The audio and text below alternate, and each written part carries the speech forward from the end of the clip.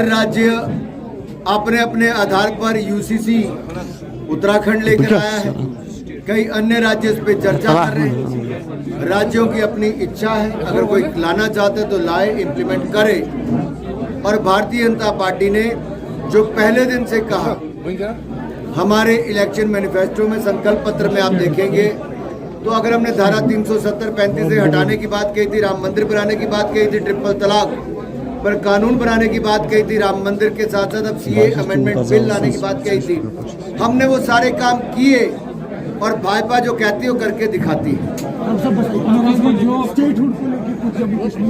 जम्मू कश्मीर को स्टेटहुड मिलेगा, ये नरेंद्र मोदी जी का वायदा है, भारतीय जनता पार्टी का वायदा है और सही समय पे जल्द से जल्द मिलेगा।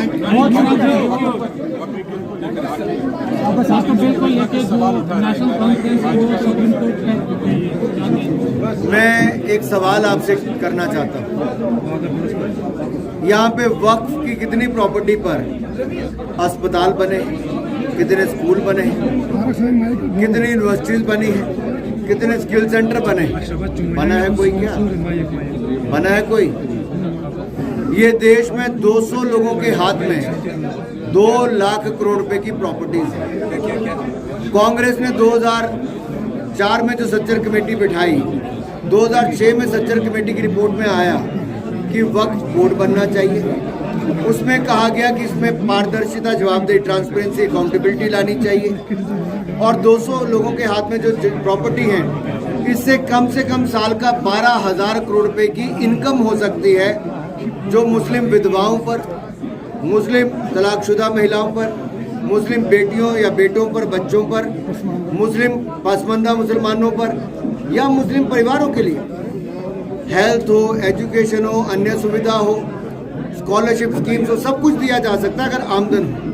लेकिन अगर 200 लोग अपनी मर्जी से जमीनें बेचते जाएंगे और पैसे कमाएंगे, और 2013 में कांग्रेस ने अमेंडमेंट लाकर कह दिया था वक्फ बाय यूजर के माध्यम से कि आप किसी प्रॉपर्टी को कह दो कि वक्फ की प्रॉपर्टी है, तो जिसकी प्रॉपर्टी है उसको जाना पड़ेगा वक्फ ट्रिब्यूनल में बताने के लिए कि उसकी कैसे पूरे कागज लेके वक्फ को सबूत नहीं देना है। इसमें कितने हजार मुस्लिम परिवारों की जमीन पर कब्जा वक्फ ने कर लिया है। अरे दुनिया भर के मुस्लिम देशों में वक्फ नहीं रहा। मैंने पार्लियामेंट में कहा कहीं नहीं है।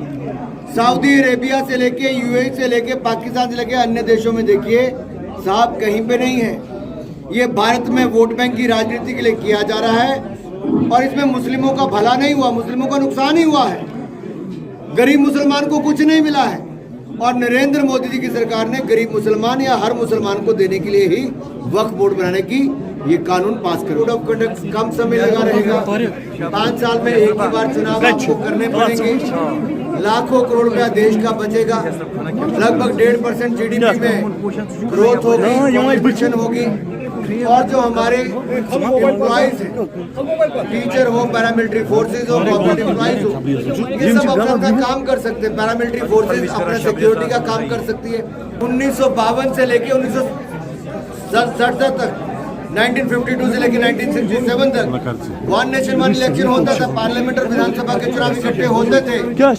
लेकिन बार बार जिस तरह से कांग्रेस ने सरकारें गिराई या अन्य कारणों से गिरी, उसके कारण अलग थलग पड़ गए राज्यों के चुनाव। अब समय आया है एक राष्ट्र एक चुनाव करने के लिए। इलेक्शन कमीशन ने कई बार कहा, इंदिरा जी की सरकार में 1983 में कहा, 1999 में लॉ कमीशन ने कहा, अब हाई लेवल कमेटी ने कहा, बहुत सारे राजनीतिक दलों ने कहा कि एक राष्ट्र एक चुनाव होंगे तो राष्ट्र हित में होगा, इससे देश का भला होगा। ऑपोजिशन आपको लग रहा है कहीं ना कहीं कॉन्फिडेंस में आना चाहिए, अगर इतने देश का वातावरण ऐसा बनेगा कि विपक्ष की मजबूरी हो जाएगी एक राष्ट्र एक चुनाव करवाने के लिए।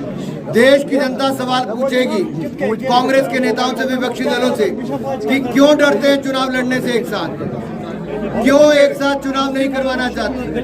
जनता पूछेगी। अगर जनता का समय बचता है, नेताओं को और अधिकारियों को काम करने के लिए ज्यादा समय मिलता है, मॉडल कोड ऑफ कंडक्ट सारा साल नहीं लगा रहेगा बार बार राज्यों में, और देश का पैसा बचेगा, व्यापारियों को भी बार बार चंदा नहीं देना पड़ेगा, बच्चों की शिक्षा और स्वास्थ्य पर पैसा खर्च होगा, तो इसका विरोध कांग्रेस और अन्य दल क्यों करते हैं? ये दबाव विपक्ष पर बनकर ही रहेगा। और आप ये कैंपेन लेके अभी मुख्तलिफ जगहों पे जाएंगे पूरे देश में? हम पूरे देश भर में कैंपेन करेंगे वन नेशन वन इलेक्शन पर, और कांग्रेस और अन्य दलों की पोल खोलेंगे कि कांग्रेस ने कैसे इस देश में जब एक राष्ट्र एक चुनाव होता था तो सरकारें बनाने के चक्कर में सरकारें गिराई, और ये अलग थलग जो पूरा सिस्टम पड़ा है इसके लिए कांग्रेस और कांग्रेस ही दोषी है।